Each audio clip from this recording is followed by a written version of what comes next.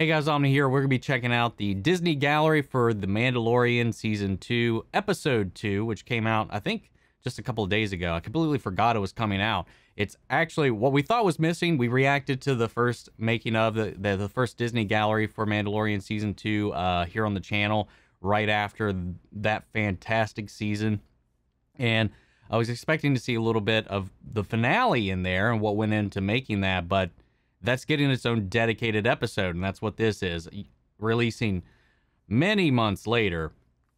And I'm really interested in what all happened behind the scenes to bring that to life, what they have to say about it. That's something I was really looking forward to, and I'm glad we're really getting that. That final episode is the biggest video we have on this channel, large and by far, and even just me talking about the retweet that Hamill gave us and a bunch of other reactors has probably more views than most of my other videos on the channel as well, aside from a few anomalies here and there. And it was just an emotional moment for myself and a lot of people, for sure.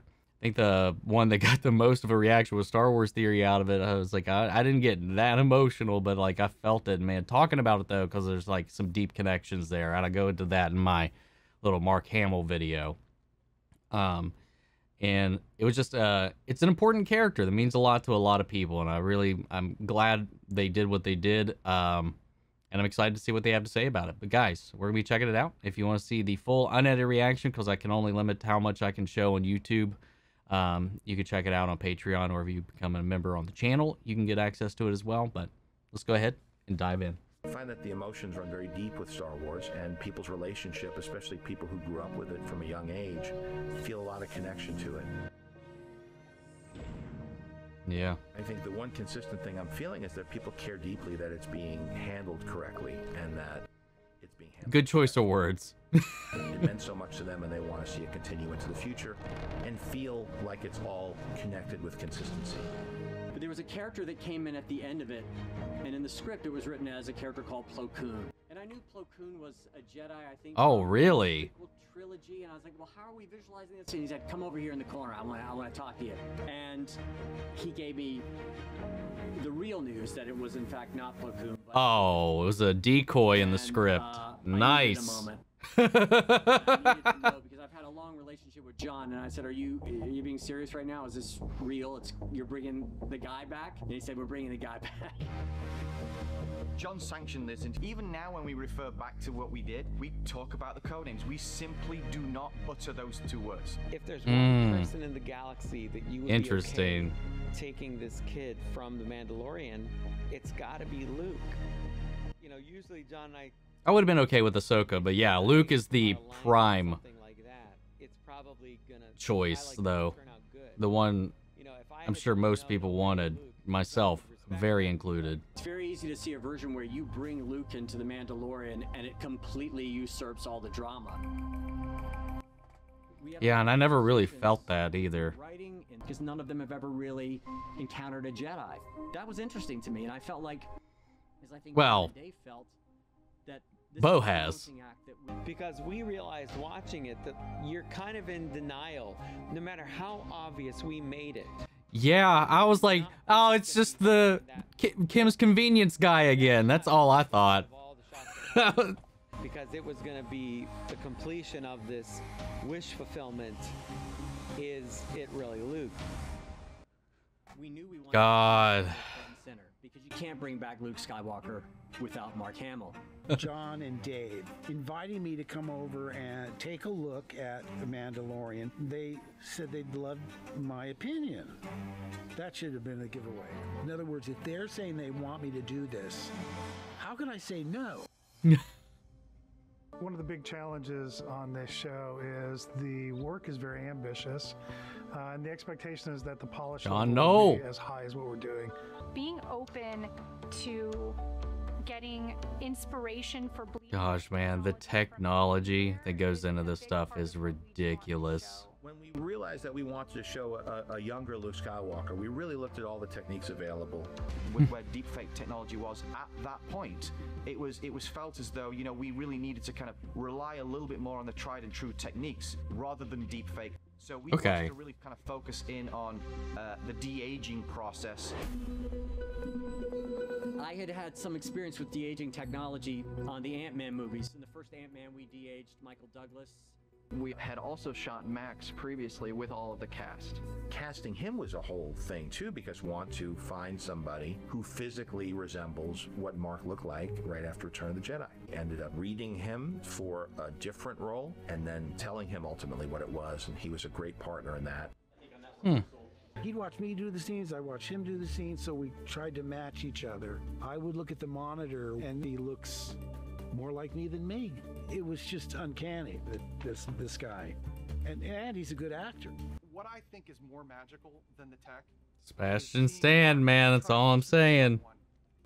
We walked him over to our lighting rig, which we call the egg, and basically recreated everything that he had just done, but textures of his face. Wow. And have ultimate control over very technical things involved with lighting and positioning. Yeah, you can just kind of turn off whatever light you need and what you don't. And the one in the egg. Damn. Use thousands of little LED lights that we have control over and can animate. We can set lighting to match on set. We can add interactive. Whoa! So it's not that dissimilar from the volume itself. We had to do this whole thing in one day. One day with Mark, one day with Oh my God. It was a very long day. Part of the secrecy too, right? Anybody that doesn't need to be up here, if we could clear, thank you. Most of the company was going to be out on location at Simi Valley for Robert Rodriguez's episode. For the moment when, you know, Mark Hamill walked on set, was going to be the smallest possible team we needed to get the work done, to give us the best chance possible. No wonder they had this thing fucking tight-lipped and sealed, man. I don't know how this didn't get out, but this is how. Everything kind of leaked. We didn't knew all that anything, stuff. But little Yeah. by little leak spring, and you just want the ship to get back to the harbor before the whole thing is done. Creating misleads in the script, creating artwork that was not Luke, creating some temporary visual effects. Damn, that was a good image of Plo Koon too. Yeah, I heard people thinking Plo Koon was going to come in there. Known by deep core fans that Plo Koon's my favorite Jedi. Yeah. If Plo Koon from the script got out, would assume, well, of course, because Dave likes Plo Koon. We had a digital Plo Koon head placed on the actor in Dave, so it looked like Plo Koon. In the first season, I was able to for people to be able to discover that in real time was magical. Yeah, I didn't believe it. It took me so long to like accept what I was seeing. This is a character that people have over a 40-year relationship with, right? 33 emotion that just comes for out. me. I was 13 when the original Star Wars opened, so I grew up with Star Wars, and there was always that fan. My dad fed me Star Wars. What's he like in full peak Jedi mode post Return of the Jedi? And we had a chance to do that. That would almost be like taking 3 movies to tell you how James Bond earned his license to kill, and then it's over. No Dr. No. No, for much. He went from a farm boy then to a trainee to a Jedi, and yet then it's over, and there's no tales of his exploits as a Jedi. So it was nice to have a rare look at what he would be doing prior to establishing the Jedi Academy. He had to have a style that was better than what we saw in Jedi, but fundamentally still of the same tree. And his technique and Ahsoka's technique should be very different. Yes. And technically, she's had vastly more training than he ever has. Loads. She's actually his senior, which is, I think, difficult for people to remember because of when these characters were created, right? So a lot of consideration. She's older, given to every too. detail. If we didn't have that look, it would deviate from people's collective memory of what Luke Skywalker looks like at that moment. Peyton Reed's a huge fan, Dave's a huge fan, and so we all kind of look at photos and then we make decisions together. Downward motion or just up fist? Fist. I think just the fist. Yeah. Okay. Bam! Crunch. Now, according to the books that have come out, Luke studied from the Jedi spirits that existed over the years and through the whatnot. So he's communed periodically with Ben. eventually with his father, which would explain some of his similar moves that he uses that Anakin also uses. It also could be instinctual.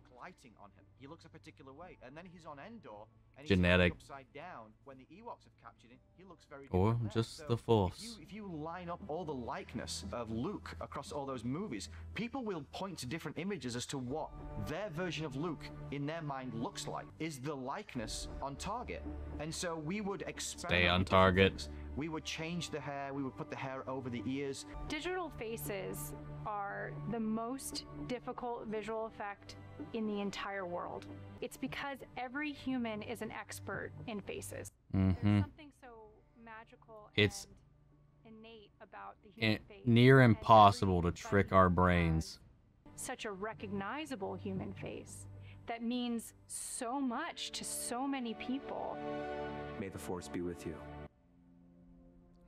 And the technology's still not all the way there, though, but like it still was pretty impressive. To lightsaber color, to fighting style, to outside the door of the cloak, to reveal, builds the anticipation that says, I want this. The face and the voice are going to work better, right? And suddenly you have this fusion moment.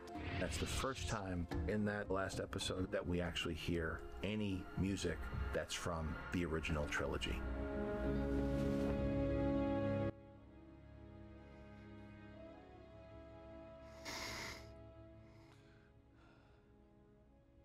Are you a Jedi? I am. Everything up to that point had been original music by Ludwig, and that's the first time you could hear any John Williams music. And that also, let's never underestimate the importance of John Williams, because that's part of what makes Star Wars Star Wars. And so for us to not use any of those themes for any of the show and then to use it at this point, it's saving a very powerful tool. But there's going to come a point where it's going to be so sophisticated, it could certainly be used in really bad ways. Well, a tool is neither good nor bad in and of itself. It's kind of how the artist wields these tools for good. Much like in The Sorcerer's Apprentice, For now. in Fantasia, you have a new technology available to you, just as Mickey had the magic book, and that magic book That's a good allowed him parallel. to have the mops carry the buckets, and there are unintended consequences with new innovations if you don't fully appreciate what these things are capable of. His voice, the young Luke Skywalker voice, is completely synthesized using an application called Respeech. That's some scary shit, man. Basically, you feed information into and it learned them, and they were able to slice it up and basically feed their neural network to learn this data. The computer is... He looks like he could be related to William Zabka.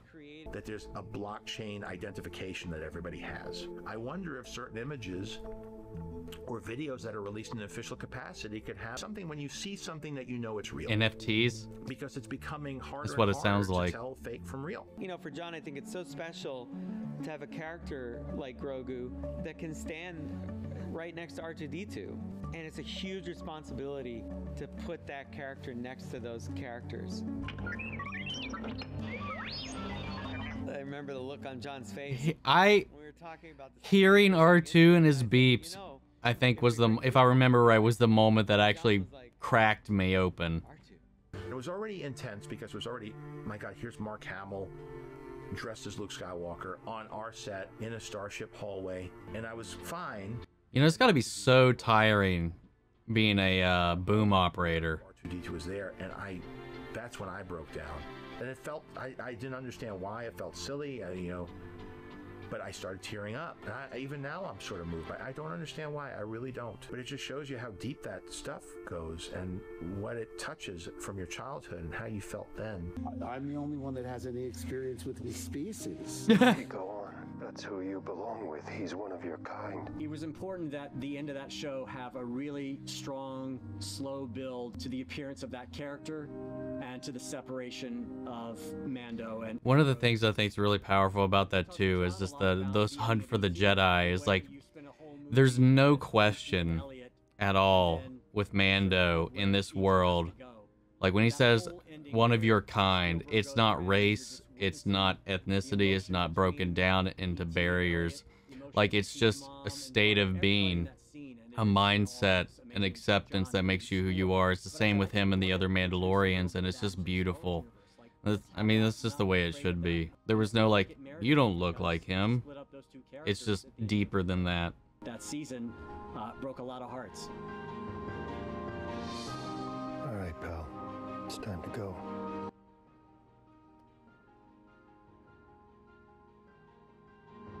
Don't be afraid. What was interesting about watching Peyton's episode 208 was obviously watching with my family. Damn it. So there was a little bit of a gap in your muscle. But we live in an interesting time. We live in a time when people make their feelings known. Yeah. John sent me links to reaction videos, which were just, you know, because I don't get to see these things in the audience. Retweeted to see it. Grown men cry. Sorry. Just the people screaming their heads off. I mean, it was really, really thrilling for me to see them enjoying it so much. I just have a deep gratitude to their enthusiasm over the years. I never expected that, and it's just been something that I really cherish. And you realize they're remembering what it meant to them. And you realize that you've been a part of constructing something that's giving that experience to people. This good feeling, which fundamentally Star Wars should deliver a good feeling, an uplifting feeling in you and your family, your kids, whatever.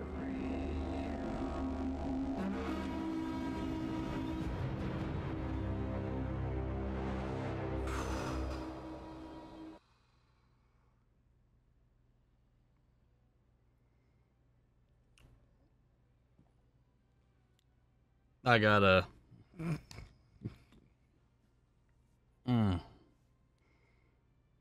I didn't really expect to get worked up just watching the behind the scenes about this, but I mean, I don't even really know what to add, because they, like, most of what they go over in this, like, is word for word what would spill out of my brain from the feeling of nostalgia for what I feel the characters mean, the legacy of Star Wars, the feeling it should instill, the authenticity that they had with it, the way that it feels interconnected, the way that it feels consistent with everything that's come before. It feels new, but just like what we have grown up with, and it's handled with such love and care to like such a meticulous degree for the benefit of people that would, you know, see through anything that fell short of that. And just kind of seeing the love and the passion, especially Mark Hamill. And again, like, I don't know who's going to be watching this. Of course, it's days since it released or whatever, so I don't know how many people are actually going to tune in for this. But, you know, if you haven't seen, like, my actual reaction to the finale, or my retweet, or about, not my retweet, but my kind of testimony or reaction to Mark Hamill having retweeted 2 separate compilations that my reaction was also included in, like, that overwhelmed me. That's been the highlight.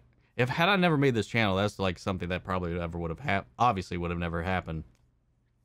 And it's just like a happenstance chance in me deciding to make this channel, me deciding to take this direction that I've taken, that led to that interaction. Like, I haven't had the opportunity, living where I live, to go to any of these conventions, go to any of these places where I can talk to these people or interact with the people that make this stuff. I don't have that ability. I haven't had it for a long time.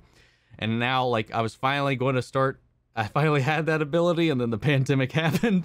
So it's been pretty rough trying to figure out how to navigate this space. And, like, that was something that was just, like, that hit me hard. And, like, just talking about, like, what Luke Skywalker means to me, and I won't retread any of that. I'll just link the video if you want to kind of, like, see how that goes, because I don't feel like getting into anything too heavy at the moment, because, like, it's just some things have happened in the past few days that have resurfaced a lot of those same struggles again that the character of Luke Skywalker helped me kind of deal with. And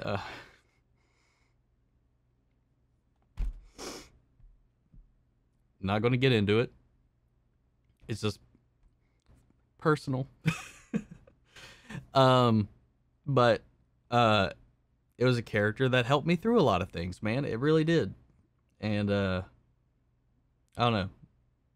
There was, like they said, like what Mark Hamill said, like watching the trilogy, it tells a complete story, but like he made a very strong point, and it's kind of what I felt like as a fan growing up with it, especially not having been there at the initial onslaught of it and coming in when it was on VHS, like the early VHSs, and watching it and be like, we got our part 1 or part 2 or part 3. And then, like he said, it's like you got him. He's leaving to go on the journey. Now he's in training, and now he's just starting to hit the precipice. Like he compared it to James Bond. Like, what if you had a movie or a series about it's just about him getting his license to kill, and then there's never any more James Bond movies.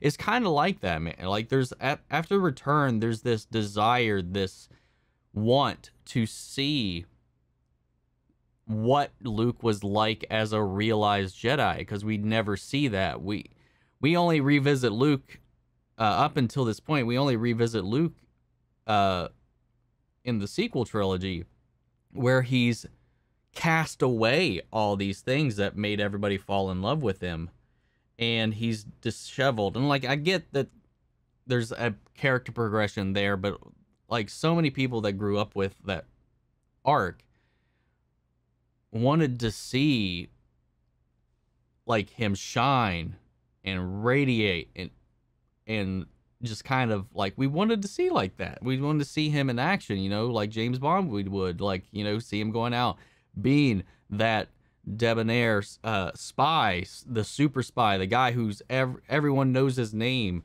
and stuff like that, and like feel the, like it was just like that wish fulfillment, as they said, that a lot of people really never really got, even with the original trilogy. And it was just a little glimpse. We got a little bit of it in Battlefront 2, and that was some fun seeing him like do that. And of course there's the books, but I know a lot of people don't dive into them. I've read a couple here and there, but it's like there's so much, especially again when you're born outside the initial release range, when a lot of those books, which are not canon now regardless, came out at that point. It's just like there's this entire backlog, and it's almost impossible to try to catch up with it all. So like having something like this come in and shed a little light on it provides a window into that, an opportunity for that. And it meant a lot to me. It was like,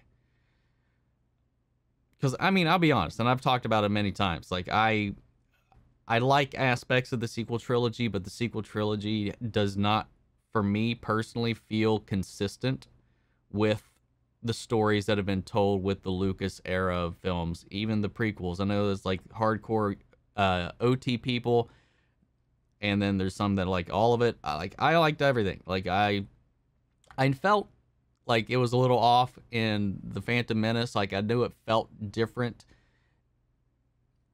and not completely coherent with what I knew of Star Wars at the time, even when I was 11, when I think I was 11 when The Phantom Menace came out. And like I watched Return of the Jedi almost every week, or at least once a month, like since I was like 3 or 4, because it was just one of my favorite VHSs. I wore that thing out, man.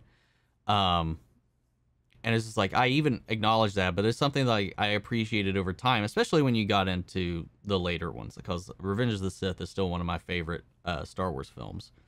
Like when things start to pick up, obviously it's definitely flawed in a lot of ways, but once you see the lead into the original trilogy, like it feels like a connected story. At the end of the day, it's all one whole story of Anakin Skywalker. Even though Luke's the character we're following, the whole story is really about Anakin.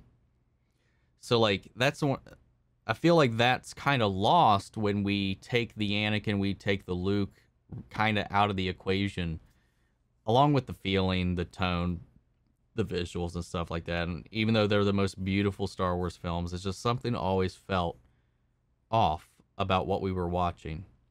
A lot of, and that's just me. And I know there's a lot of people that feel differently, but I mean, I don't hate them.